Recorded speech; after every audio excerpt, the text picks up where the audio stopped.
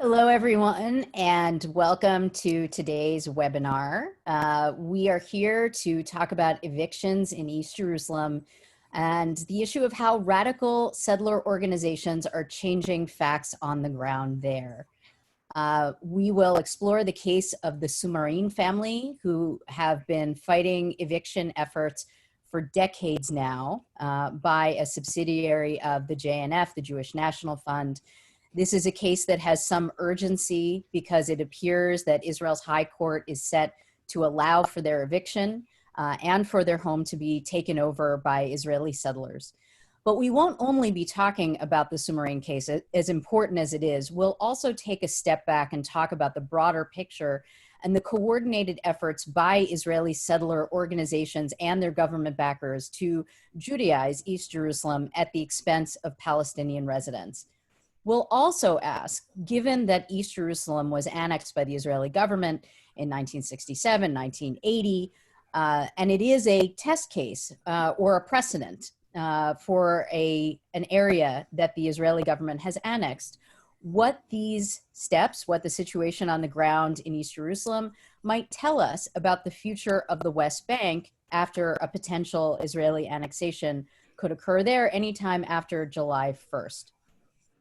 I'm really pleased to have with me today colleagues from Americans for Peace Now, my former organization, and also Shalom Achshav, Peace Now in Israel. And I'm going to hand it over now to Hadar Susskind, who's going to say a few words, and he's going to introduce Hagit Ofran from Shalom Achshav in Israel. But first, I just want to welcome Hadar. Hadar is the new president and CEO of Americans for Peace Now, which is wonderful. He's been on the job for, I think, just over a month now and is already, I hear, doing amazing things, revitalizing APN, which is just fantastic to hear.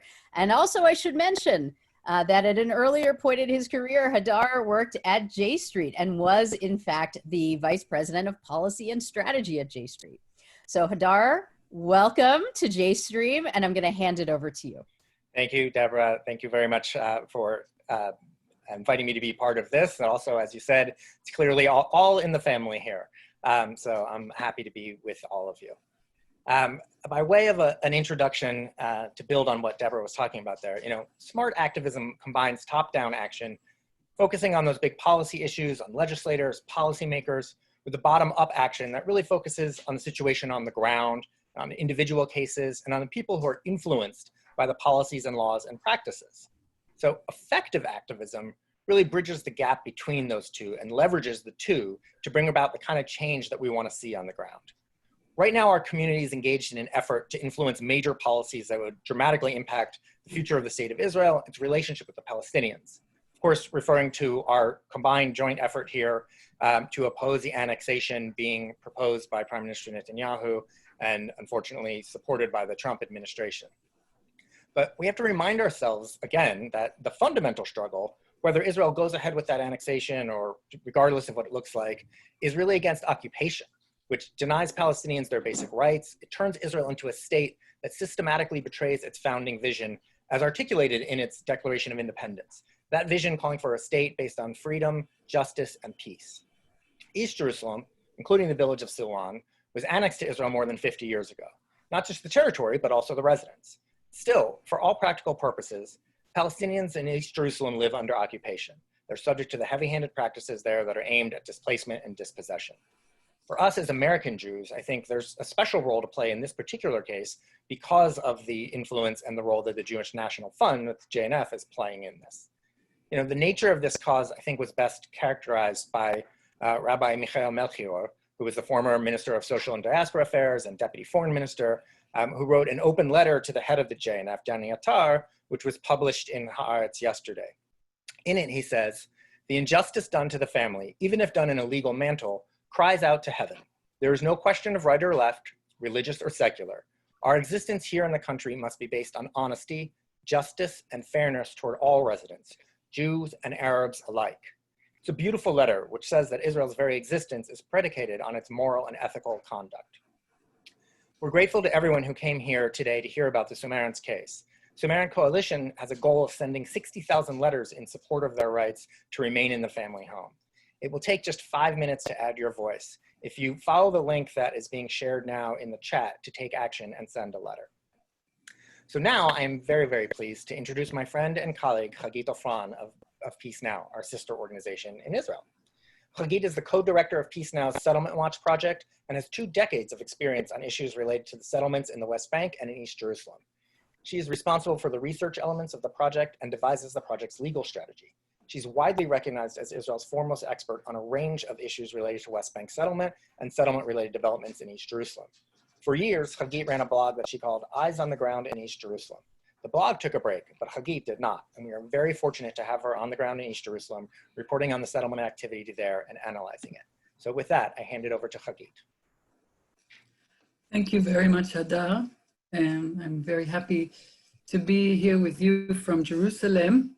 And we are here to discuss the story of a family in Silwan, in East Jerusalem, the Sumarin family, which are a victim of a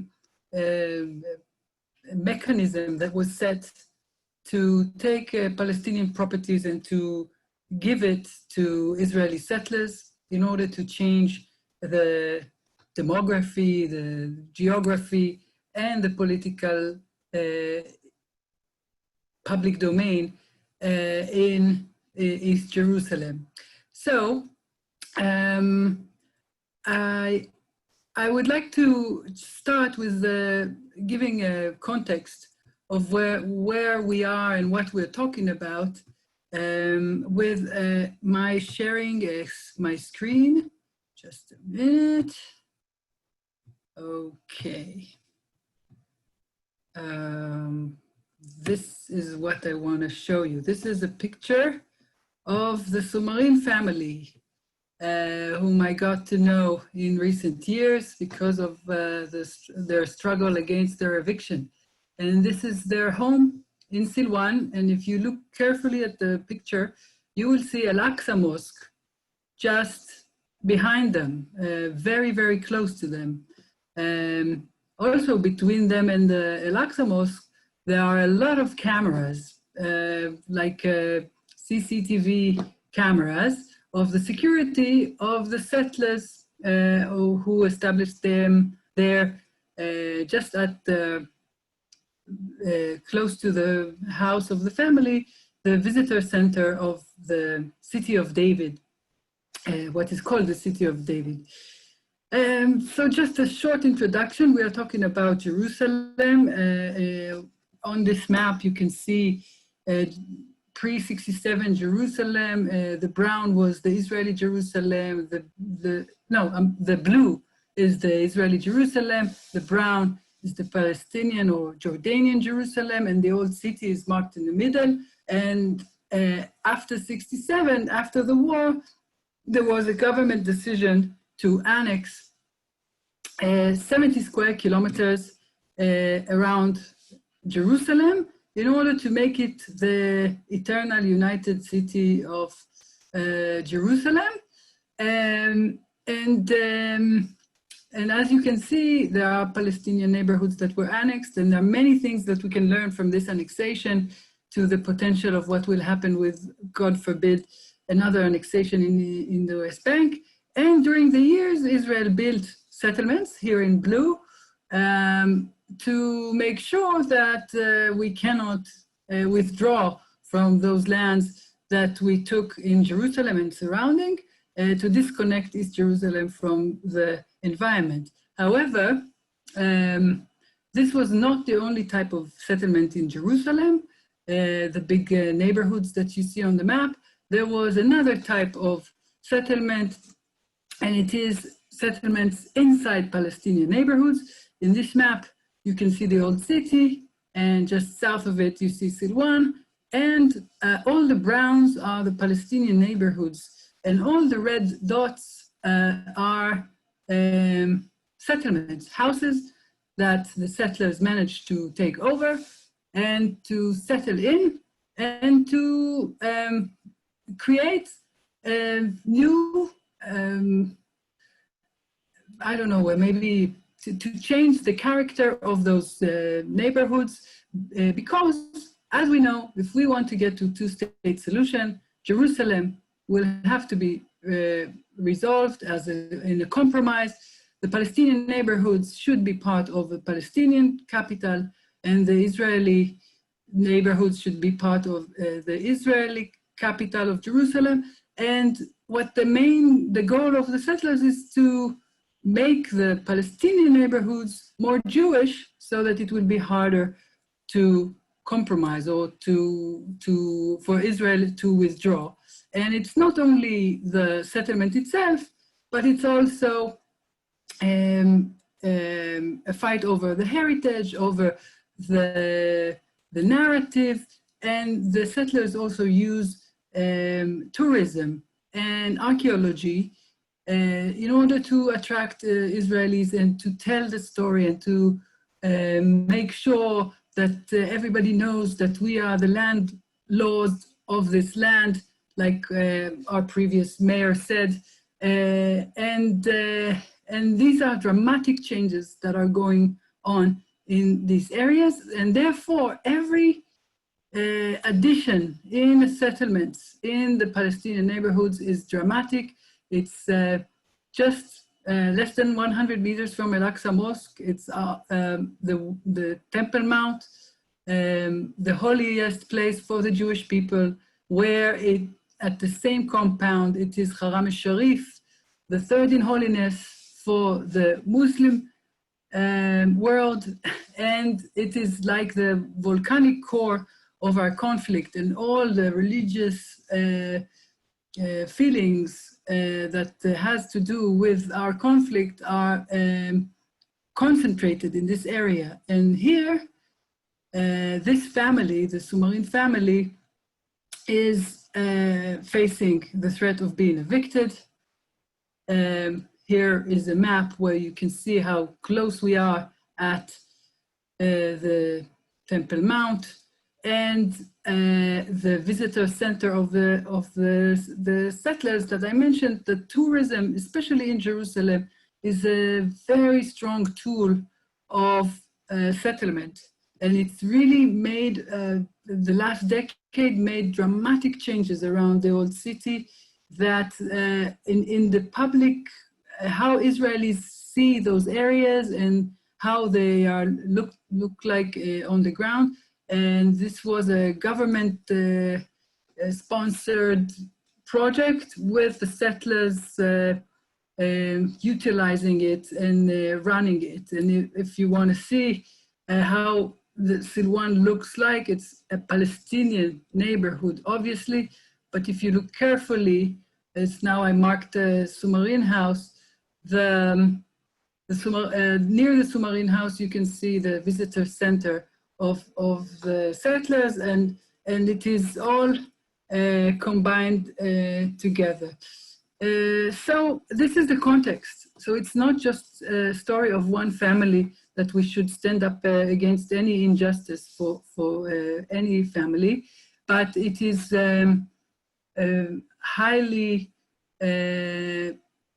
dramatic in terms of the future of Jerusalem, the future of a two-state solution.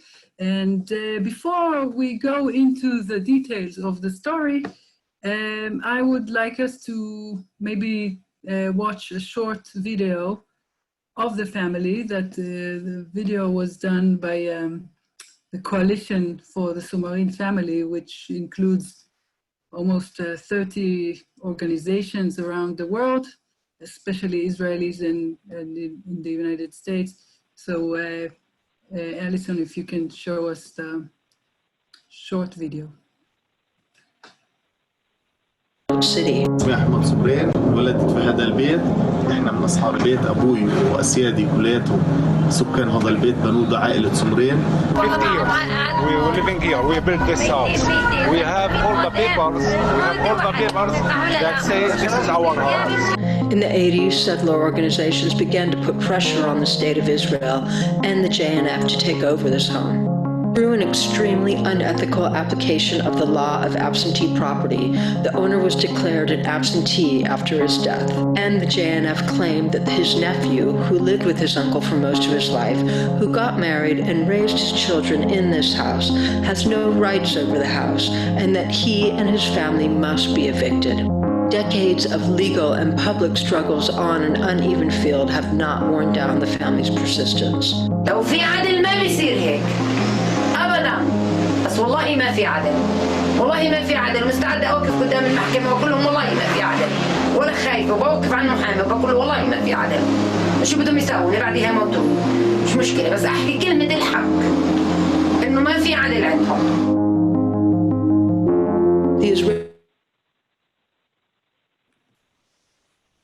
Yeah, it's really, for me, it's very sad or even heartbreaking to hear that our deeds are characterized as injustice, and unfortunately, and I'm saying our deeds as a state, as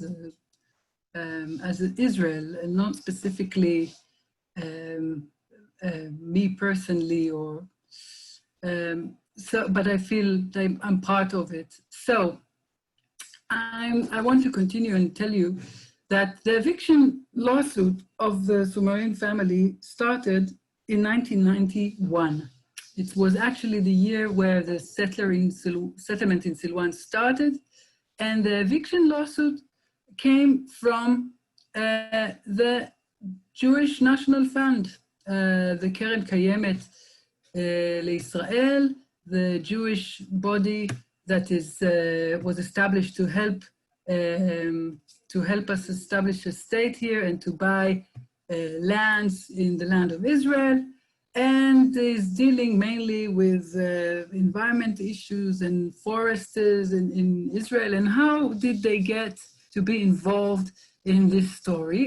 Well, it's a very long and detailed story, and we're about to release a thorough report about the whole issue of the absentee property law,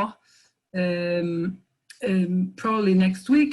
So I will try to be concise and to tell you the background. Well, the way the JNF got the property of the Sumarin family was through the use of the absentee property law.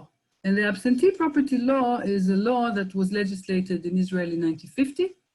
And it was meant to allow the state of Israel to make use of the hundreds of thousands of dunams and houses that the Palestinian refugees left behind during the 48 war.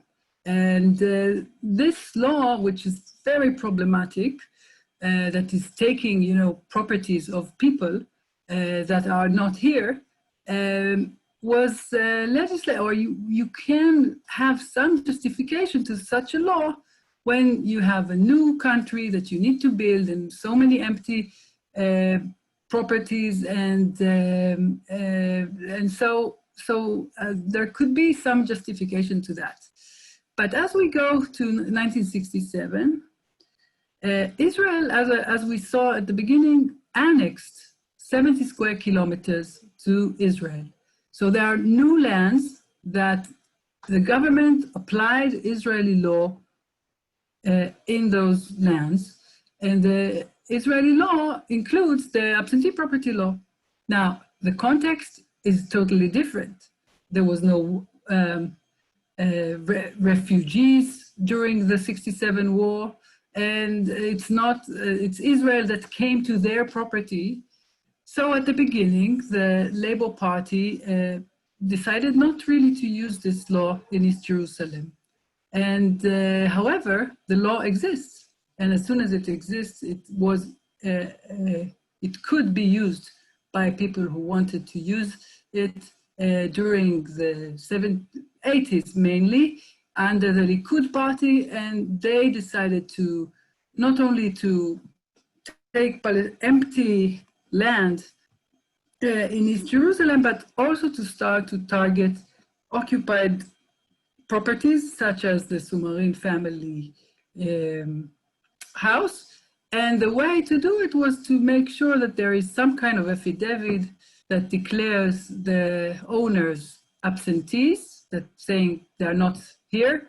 And if they're not here, their property can be taken.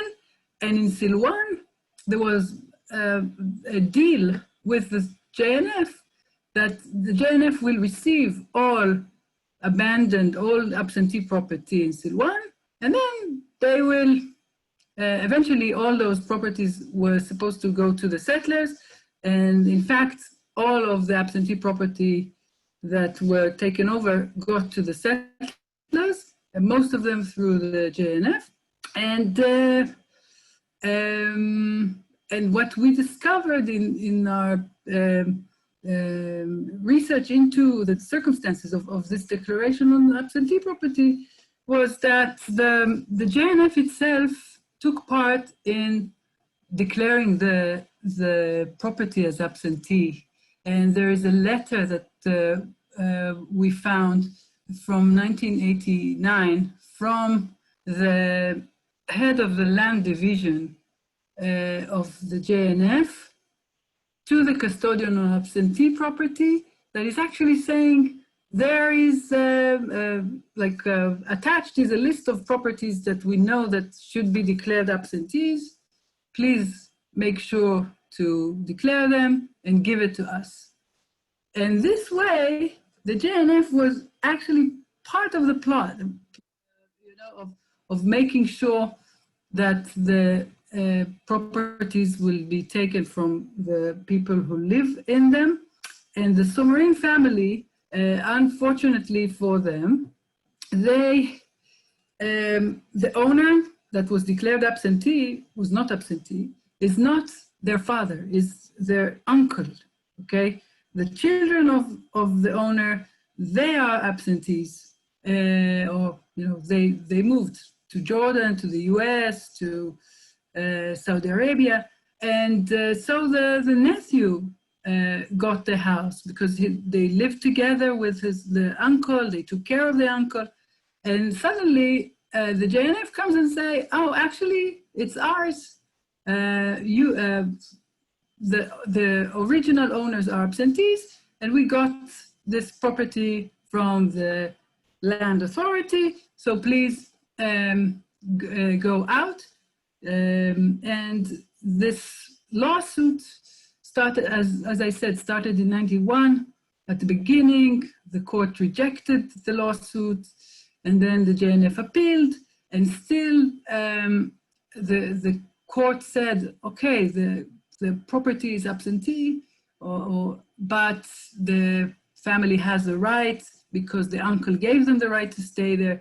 But then today, after another try by the JNF, they lost the case, basically because the father of the family, the nephew of the original owner, he passed away, and the court said, okay, so he got the right to be there, not his wife and not his children. And now the family is facing eviction, and they are appealing to the district court. The hearing will be this week, at the 30th of June. And it's very hard in terms of the court. I don't know if the judges want to make justice, they can. There is enough material to take such a decision. However, it's not an easy task at all. So there are two main bodies that can stop it. Of course, the easiest is the JNF. They can just, decide not to continue with the eviction. Even if they win the case, they can still, let go of it. And the Israeli government, as you know, every step in East Jerusalem is very delicate. The government has tools to prevent those evictions. And in the past, they used their ability to prevent or postpone evictions. And the government is in charge of what is going on in East Jerusalem. It's not just a story about a civil court between owners and people who live in a house or whatever. It's a political matter, and therefore we need to speak up and to try to stop it. And Deborah, I'm inviting you. Thank you so much, Hagit, for that really excellent background. So I do want to just say to our audience that your questions are very much welcome. Thank you to those of you who have already gone to the Q&A at the very bottom of our screen and submitted some questions. Very much appreciate them. And at any time during our webinar today, feel free to submit your own question through the Q&A. So following up on your presentation, Hagit, I wonder if you could talk a little bit more about the role of the Israeli government and who are the allies of the settler organizations in the government? What have they done to try to move forward with these kinds of evictions and the settlement project in East Jerusalem? And if you could talk a little bit more as well about the role of the court and how perhaps that has evolved over the years.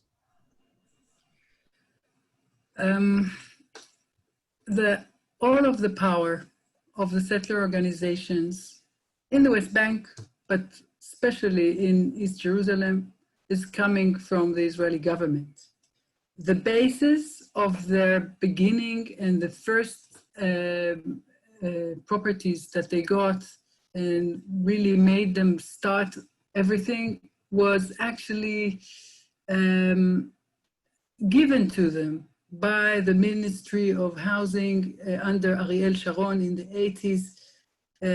There is a fascinating investigation or investigative report that was done for the Rabin government in '92, the Klugman report, that tells the story of how, like the absentee property law was abused in order to take Palestinian properties, but not only that, there were other ways to take over Palestinian properties, and that the government funded the settler organization, gave them the properties without any bidding, and paid what they were supposed to pay to the government, et cetera, et cetera.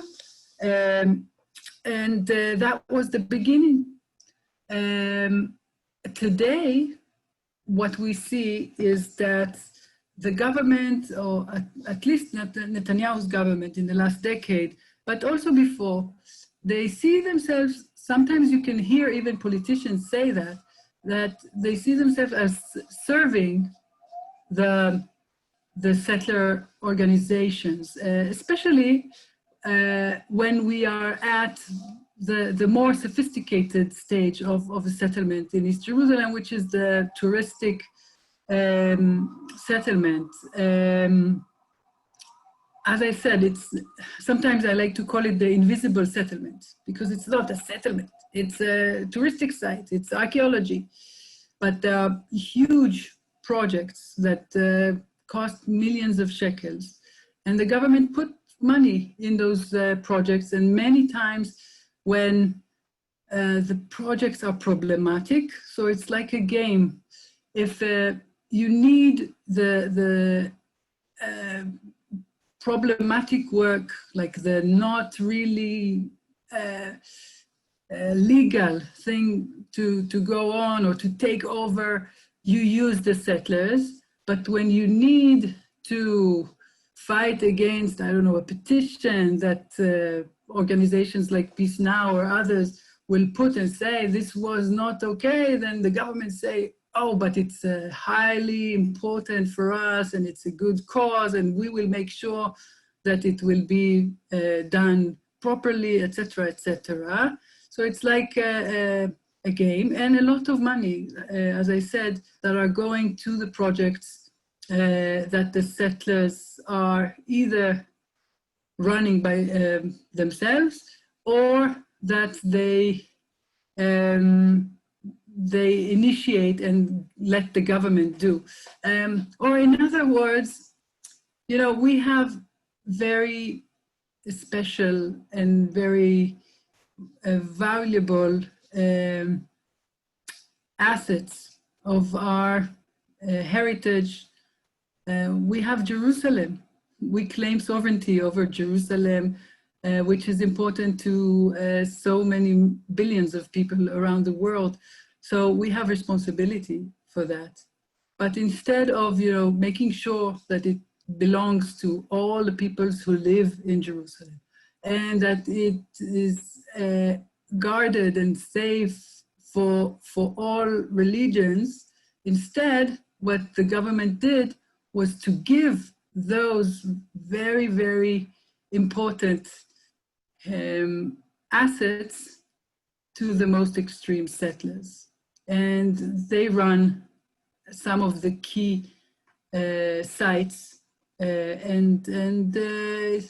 they get a lot of support of the government, and I can give you many, many examples of how it works. I do want to come back to that in just a moment, but I want to follow up on another piece of what you were just talking about, and ask you to talk a little more about the role of the courts specifically. And also on that, I'd like to bring in a question from Letty Cotton-Pogrebin, a member of APN's board, who asks whether there are any comparable cases to that of the Sumarins that have been successful in preventing Palestinian families from being evicted. Okay, so I will start with the question of Letty. Hi, Letty. I think there were around 20 properties in Silwan that were declared absentee property. And as far as I count, there were 7 of them that were rescued through legal procedures and were not taken over by the settlers. And there are a few that are still pending. But most of the rest, and all the rest, are taken by the settlers. It's very complicated. Why would one succeed and another wouldn't succeed? But in terms of for instance, the absentee property law, one of the problems are that the states or the government is saying in court, even if they acknowledge that the declaration on absentee property was wrong or was not, but either was based on a lie or you know, an affidavit that was not true, they still say, but the family needs to prove ownership. And the burden of proving ownership is something very hard in East Jerusalem.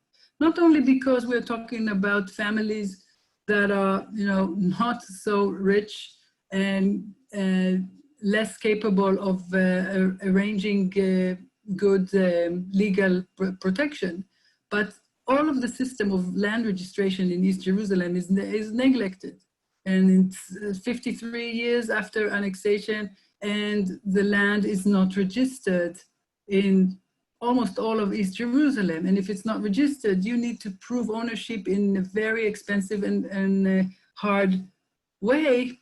And what do you do with a family that, you know, got their property from their uncle, but because there is no registration, so it's not registered on their name, and they are just he's just a nephew. He's not the official heir according to whatever law there is. So this burden makes it very hard for the Palestinian families to protect their homes. Or for instance, there is another settler house not far from the Sumarins, where in court now, the settlers say they bought it from a criminal, Palestinian criminal, who sold it to them. Now, I was in the court when this criminal came from his prisoner and said, yeah, I sold them this property, although it's not my property. And the settlers don't deny that it's not his property, but they say the family needs to prove that they own it. So they have a proof, but they prove the parcel, it belongs to them, but they cannot prove the borders of the parcel. So who said that this part of the parcel is in the parcel or not in the parcel? It's a very long and very expensive legal case that they might fail, although the settlers bought it from just a person who never owned it. So, and when you ask me about what the courts rule here, they sometimes they might rule, you know, look at the big picture and say, this is injustice, it cannot be. But mostly they will not go into that. They will go into the very, you know, dry interpretation of law. And, you know, if you accept the idea that they need to prove ownership and they fail to prove it, so you have very little, or you need to be a very brave judge in order to decide against what the strong and supported side is saying. So, but it is not a legal matter. It is the field of the fight is in the courts, but it's a political matter. But I do want to ask, as far as fighting in the courts goes, and for that matter, the fight in the political field, what organizations out there are supporting Palestinians who face eviction? And I'd love it if you could talk about the role of Shalom Achshav in this. I think it's one of the things that is really in need in the struggle in Jerusalem is the legal support, because it's very, very expensive and the need is so big. I mean, every case is so hard. There are a few human rights organizations that will give legal support, that, you know, fund the lawyers, but they are not enough. Not all of them are so good. What we are trying to do in Peace Now is to help with knowledge, if it's relevant, our knowledge. Not always we have ability to help, but specifically on this case, we are able. We did the research on the history of this. We found documents, so we could support the lawyers there. And of course, and I think what we do better than or at least what we try to do better, is to raise the public opinion and to make it harder for the judges, you know, just to rule. If they know that it's something that will be written about in the news, if they hear that there was some kind of talk in the government or in the diplomatic world, if we manage to raise the price of eviction, or the political price of it, sometimes it has an effect. You know, I like to give this example of the Sheikh Jarrah evictions, also another neighborhood in East Jerusalem under threat of many evictions, where there was an eviction of two families in in August 2009. And then following that, there was a mass, public campaign and even a movement that started, Sheikh Jarrah solidarity with weekly rallies, and the world heard about Sheikh Jarrah. And it was at the beginning of the Obama administration. And for 8 years, there were no evictions, even though there was a few cases that were already lost in court, but the eviction didn't take place. And unfortunately, after Trump was elected, one of the families were evicted. I cannot tell you that it was because of the Obama administration or because of the protest, but this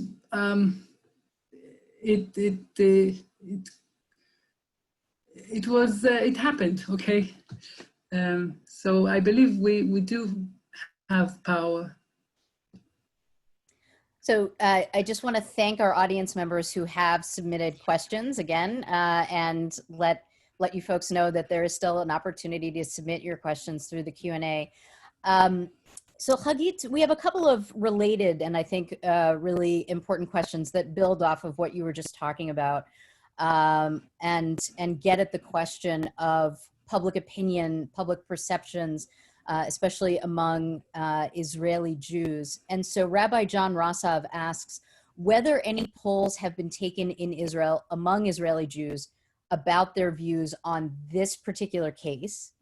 And relatedly, Aviva Wargan asks whether there is publicity in Jerusalem about the Sumarins case, and are you seeing any groundswell of support from Jewish residents of Jerusalem? I don't know of any poll about this issue. I know that we're fighting very hard struggle now because all the public attention is on either annexation or the coronavirus. And in the United States, you also have Black Lives Matters, and it's really not the timing to try to put on the public agenda another story. But we try our best, and we see that there are activists that are speaking out in the public, made in the Facebook and in the media, and there are also activists on the ground that, for instance, there's a group called the Free Jerusalem of Jerusalemite activists that went and did some nice action in the night at the offices of the JNF, and there are many small events. And there are also a group called Sha'alu Shlom Yerushalayim, a group of religious Jerusalemites, Jewish Jerusalemites who speaks out and arranged events in synagogues, etc., to support the Sumarins or to try to fight the evictions, because the threat of evictions is not only the Sumarin family. In Silwan, not far from the Sumarin family, further down the hill, there is another neighborhood of Silwan that is called Batan El Hawa, where there are a few dozens of court cases pending now against around 700 people. It's about 80 families that are all under similar court case based on another law that we should devote another webinar to speak about, because it's a dramatic, very, very dramatic development. There were 2 or 3 rulings in the local court against the Palestinian families in the last few months, and we are getting to a very it's like a slope of more and more rulings in cases, and right now the rulings are against the Palestinians, and it's a very, so there is a lot to fight against. And so the issue is relevant not only for the Sumarin family. Okay, we have a few more questions that I really want to, I think important questions that I want to make sure that we get to. And one is that I do want to return to of the settler organizations involved here. And we've got a couple of relevant questions from our audience. One is from Dan Fleschler, also a member of the APN board, who talks about an APN board trip that he was a part of back in 1993 when the board visited a Palestinian family that was facing eviction from Silwan. The eviction efforts were organized partly by Ateret Kohanim. So that's one organization that's involved. That organization gets funding from American millionaire Irving Moskowitz. So the question here is, could you talk about Ateret Kohanim? Could you also talk about, as Alan Saunders asks, about another organization, Regavim, and its role in this? So if you could talk about those organizations, any other organizations we should know about, and in particular, I do want, if you could comment on the role of American money in financing some of these efforts. Okay, so I said earlier that those groups are dependent on the government in so many ways. However, unlike in West Bank settlements where they really, the American money or any philanthropic money is not crucial for the settlements in the West Bank. I'm saying not crucial because they are donating for the welfare of the settlers, for another development, but the real, in order to have a settlement, you need all the services, you need the roads, you need the teachers, you need infrastructure, and that is only done by the government. So the private money is helping to do many bad things, but it's not the core issue for the development of the settlements in the West Bank. However, inside Palestinian neighborhoods of Jerusalem, the government is not funding, under Ariel Sharon, back in the 80s, yes, the government fund those settler organizations, but today the funding is not the governmental, and the money that they get from donors is the key for them to take over properties. Today, except what I mentioned in Sheikh Jarrah and Batan el Hawa, where they are based on the discriminatory law that I said I will not get into, other takeovers of houses are by trying to buy the Palestinian families out. And for that, you need a lot of money. And they are going house by house and family by family in order to persuade them to sell the house. And this is also done in a very problematic way. But they need the donors in order to move forward. So a group like Ateret Kohanim, which is active mainly in the old city, but also in charge of the Batan el Hawa story that I told you about, they have fundings from abroad probably, and a lot of money that we don't know where they bring from. And they usually use offshore companies somewhere in the Virgin Islands that are purchasing the properties from the Palestinians, and then you don't know how much money they have and where it comes from, etc. Also, I think the strongest settler organization today is El-Ad Association, who's in charge of the settlement in Silwan. They're the strongest, not only because they have a lot of property. Their budget, the yearly budget is 1 million shekels. Their assets is over 200 million shekels. They are very, very strong, but they got the full legitimacy of the Israeli mainstream.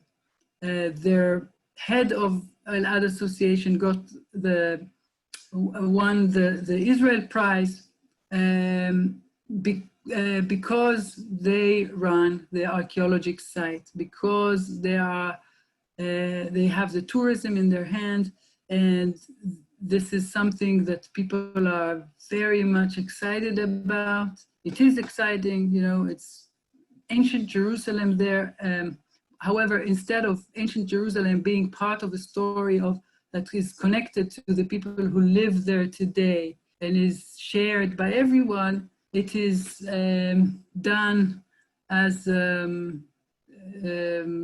only Jewish place, and it is used for political motivations to make the public domain there more Jewish, and to connect it with the Temple Mount and make it, something that Israel cannot give up. So Al-Ad Association is very strong. They have a lot of money from donors, but they have the support of the government all the time. Thank you, Hagit. I have two questions that I want to be sure that we get to, and we're approaching the end of our hour. So Hagit, if I could, I'm going to ask you to try to condense your answers. You're a wealth of knowledge, so I know it's challenging, but two really important questions I think we need to get to.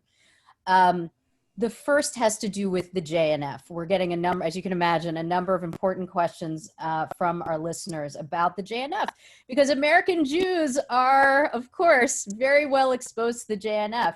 So we have a question from Aviva Meyer of the APN board, who asks, how did the JNF become such a bad guy? Are they redeemable? We have a question from Marcia Yerman, who asks, American Jews are very familiar with the JNF and its reputation for planting trees.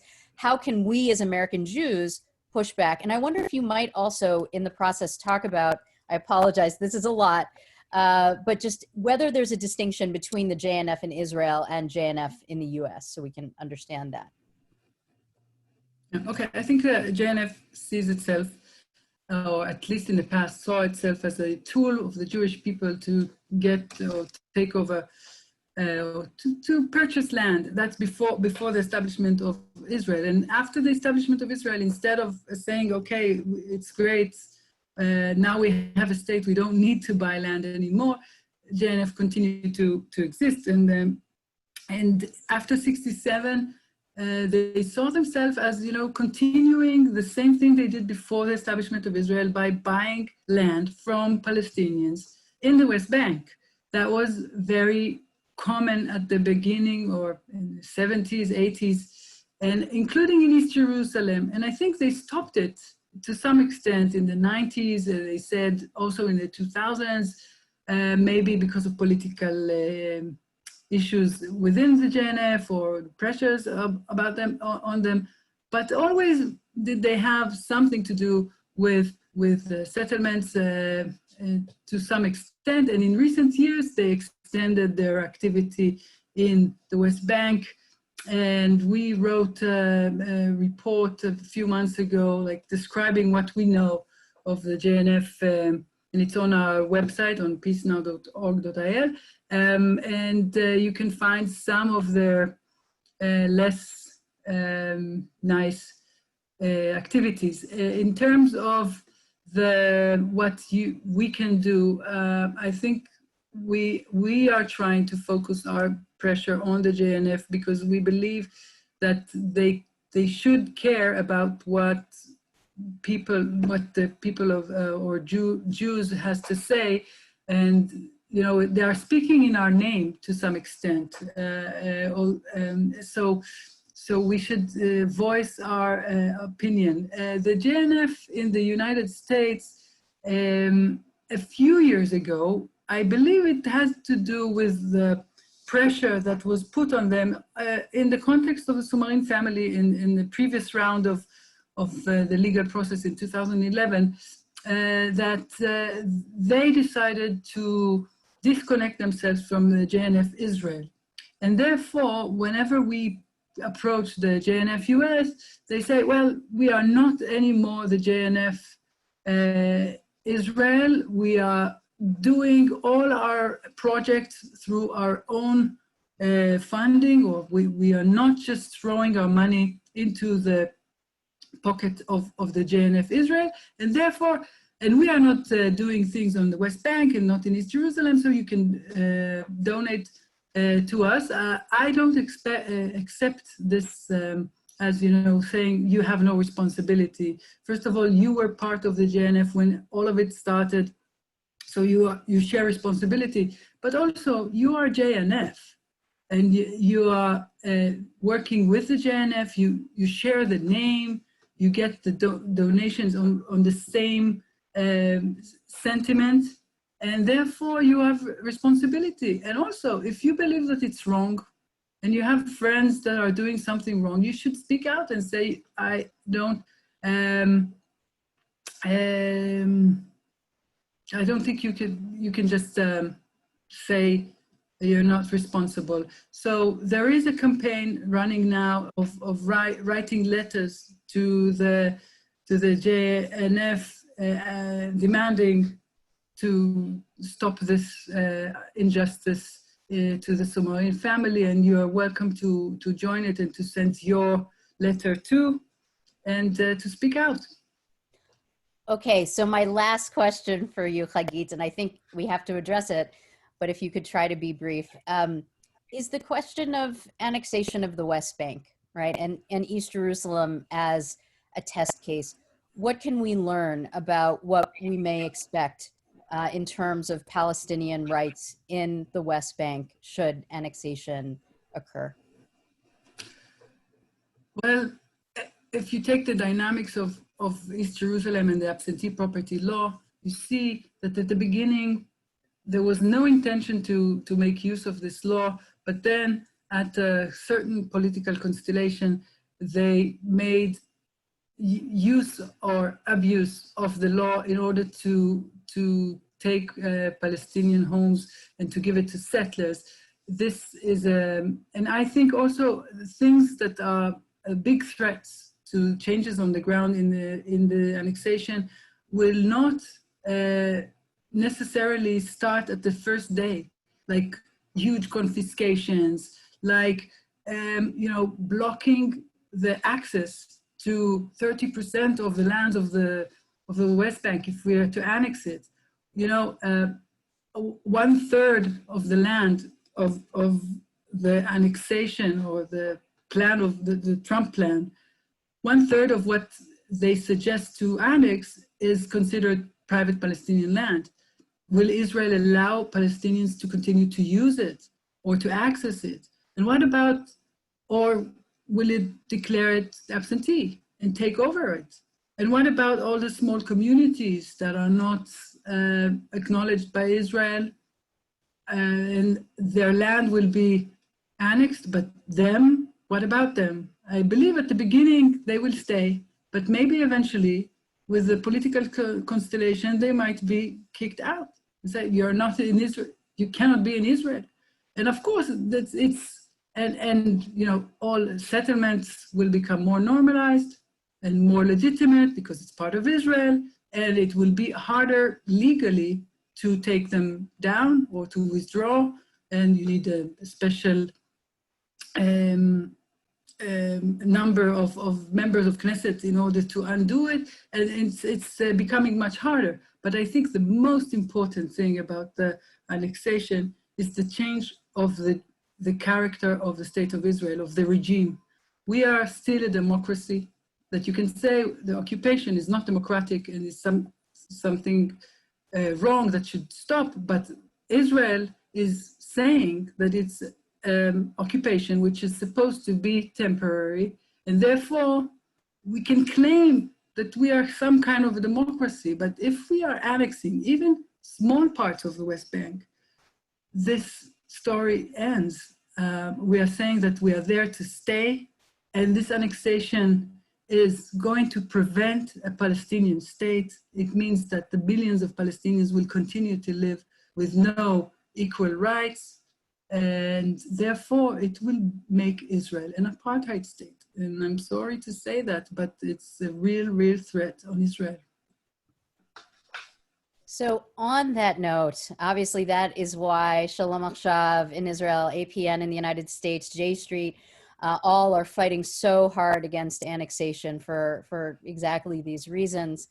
I want to thank Hagit Ofran so much for joining us and sharing her wealth of knowledge and her passion with us today. I want to thank all of our audience members. We've had lots of great questions. I apologize to those of you whose questions I wasn't able to get to. A number of you did ask where you can get more information, how you can access Peace Now's report when it comes out, and how you can just learn more. And I would really encourage all of you to go to peacenow.org.il for Peace Now in Israel, go to peacenow.org for APN, and so that you can follow and learn more about these cases. And I do want to encourage all of you as well, if you look in the chat, you'll see the actions that you can take, petitions, letters that you can write, and that's all very important. So on that note, I'm going to have to wrap up our webinar today. Obviously, there's much more that could be said. Hagit, thank you so much for joining us. It's a pleasure to get to talk with you this hour. Thank you. And thank you so much to everyone for joining us. Take care. Have a great day, everyone.